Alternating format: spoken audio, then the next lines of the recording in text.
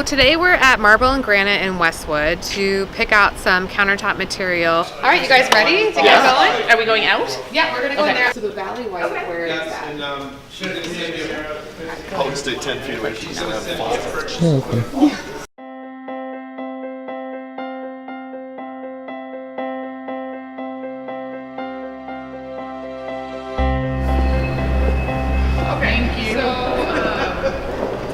The main differences between granite and quartzite. So quartzite's a reasonably new product that is a hybrid in between marble and granite. Sometimes this one's nice and even, but you can see like that one's a little wavy right there. That's because they basically drill these holes. It's kind of cool.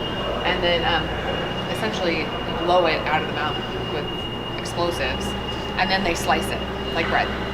So what used to be, everything was either granite or marble. Marble has specific characteristics.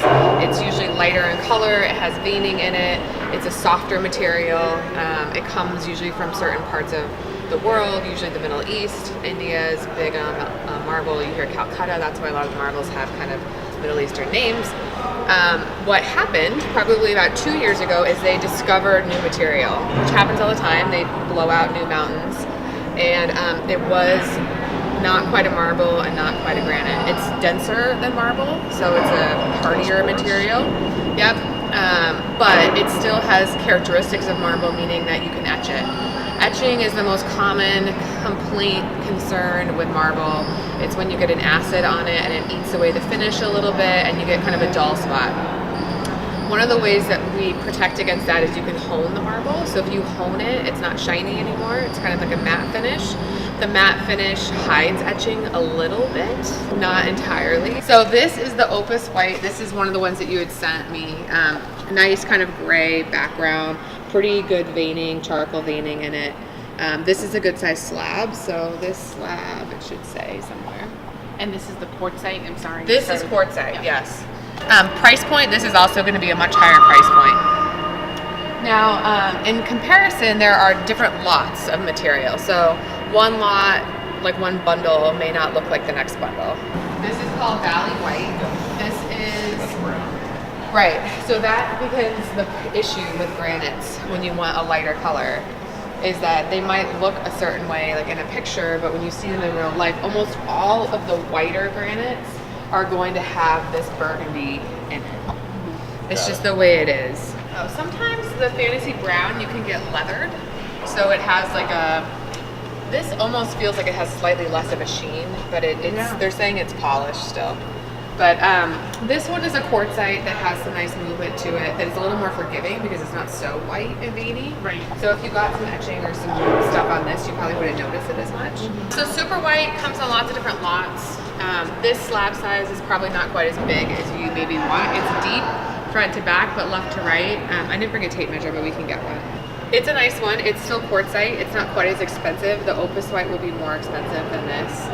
There's a lot of varieties of this. This I would consider to be like medium quality because it has that really dark gray in the middle that would be hard to disguise. You would just have to like that. Right. They don't come much whiter than this section. So if this is still not white enough for you, this is not a good material. This will not come whiter than this. You can also just do Carrara. Carrara is a pretty inexpensive marble. There's a lot of options, pretty popular. We can look at it. It's a little hardier, I think, if you like a marble. I actually think in some ways Carrara is a little bit less maintenance than, say, a quartzite. It's also definitely less expensive. The good thing about Carrara too is because it's a really dense marble for the whites. A lot of times white marbles are really soft, so you get nicks on them. Like you drop something on it, and you might get like a white fleck, like a dent almost. Carrara is pretty dense. It's more similar to like a darker granite for whatever reason. You can almost buff etching out of it. Like if you use a Scotch-Brite with the green side, you got like a water ring. You can like really kind of... Yeah, if you're honed. Yeah, if you're polished. Yeah, if you're polished, no. Yeah.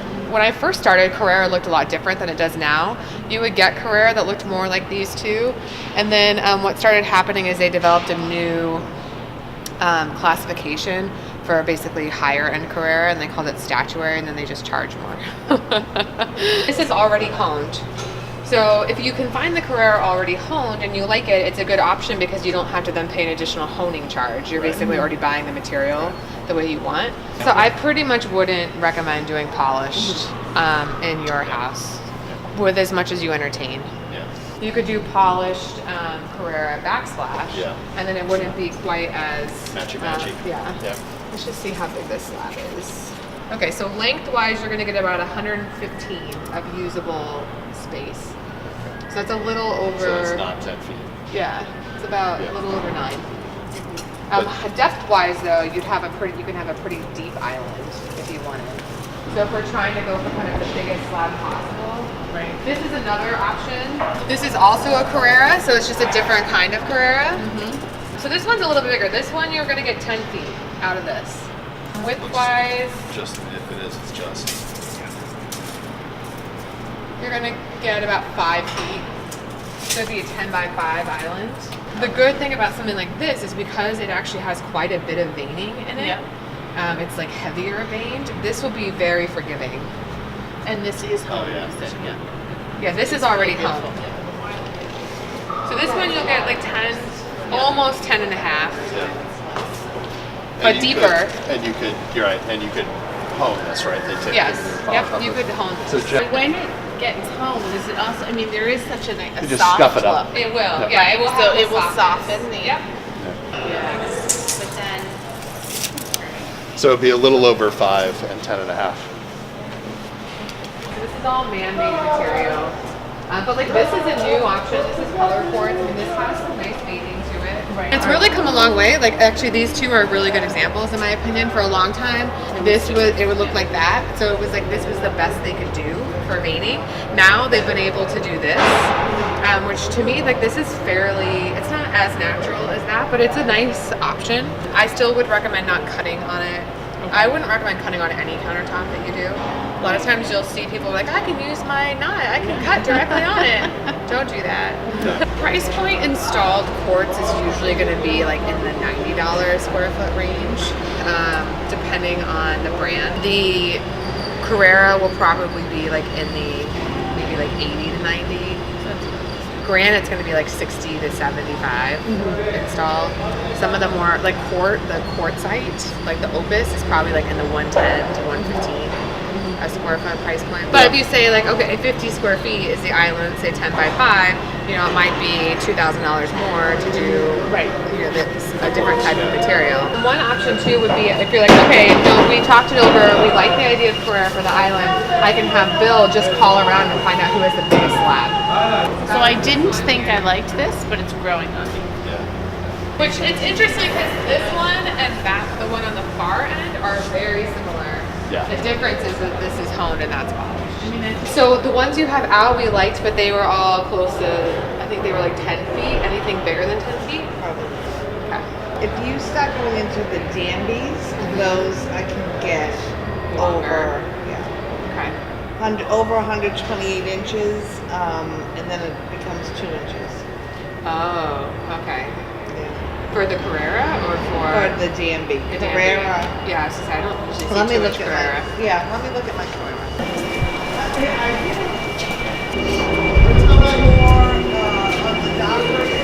These are 124 inches, 122 inches. But that's a good visual for you because that's about as big as it can be. Right. And that's actually super deep.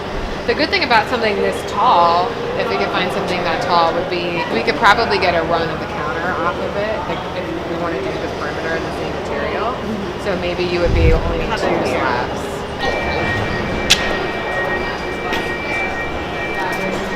Thank you. Scenario, right? I'm seeing a lot of brown. Yeah, I knew you were going to say that. Yeah. As far as Carrera goes, this is a pretty this is a pretty even slab. It's beautiful.